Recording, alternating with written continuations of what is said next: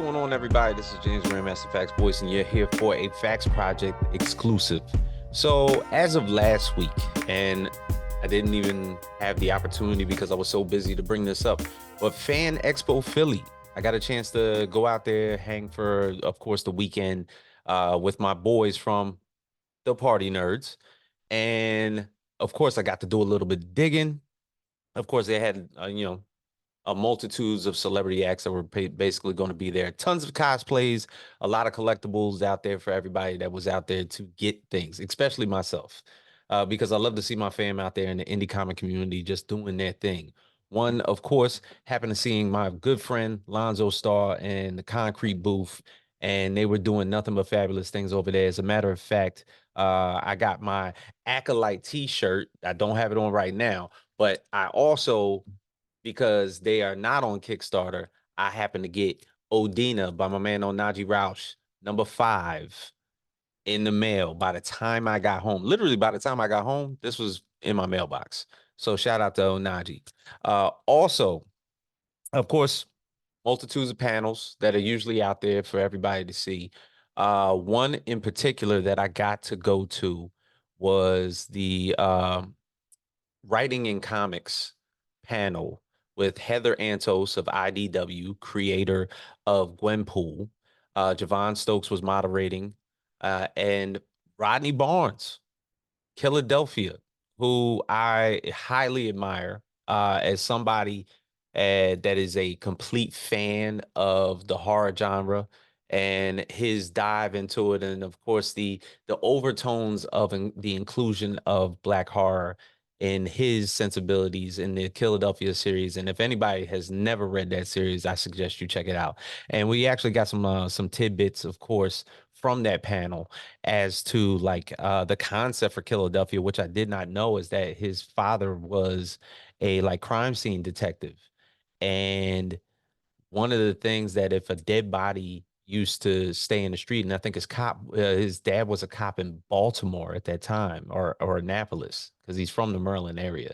And he said if a dead body stayed out on, maybe in an alley for too long or anything like that, rats would get it.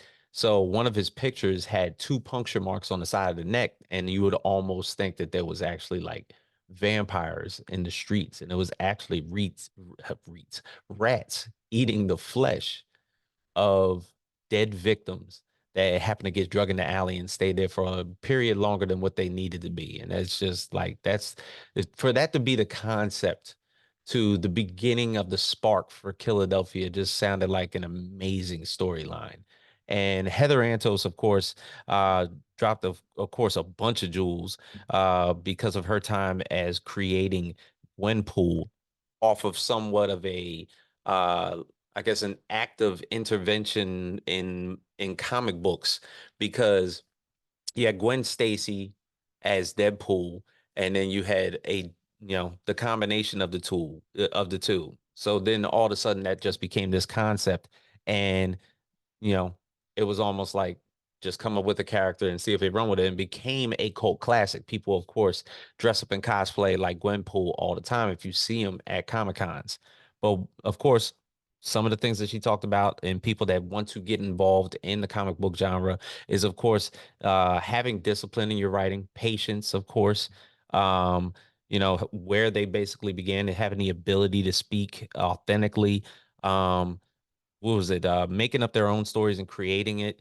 Don't get too uninspired by the competitiveness that's involved with it, because there's a lot of people that want to make comics. It's big enough of a field for everybody to get involved. Um, and it was an amazing time. Philly Fan Expo, of course, um, runs the course of maybe around like from a Friday all the way to a Sunday, just like a regular con. But I can tell you, I wish the panels were longer. A half hour just wasn't enough for me, especially when one of your idols just happens to be in the room and you genuinely want to hear a lot more from them and ask more questions. I think everybody in the room got at least one question. We were there for about a half hour. Javon Stokes did his best moderating that panel, and then we were out the door. But it was absolutely fantastic. There was X-Men trivia that was going on around there. There was tons of cosplay. I think Hayden Christensen was there from of course uh, Anakin Skywalker, Phantom Menace, all the Star Wars lore, and just multitudes of people. As a matter of fact, I think I met and got a signature from Fabrice Sapolsky, who basically is the creator of Spider-Man Noir. And then all of a sudden in the news a few days later, Spider-Man Noir is going to be created as a series for Amazon under the Marvel umbrella because Sony just basically lended the property out, and Nicolas Cage is going to refurbish his role as Spider-Man Noir in an Amazon series. But I got the reason that I got an autograph from him is because Intertwined, which is a brand new martial arts Kickstarter through Fair Square Comics, and Greg Anderson Alicier, who a friend of the podcast, just happens to be the writer on there. And I was like, well, if you got the character, I have to see this thing. So I got a chance to get that signed. That poster is now up on my wall. I will put it in here in the story as well. But fabulous time. Looking forward to do it again.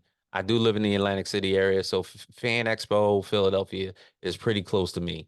So shout out to the people involved, Jerry Milani, who basically provided us the press credentials for the entire event. It was a good time by all. Looking forward to doing it again. Facts Project. See you soon.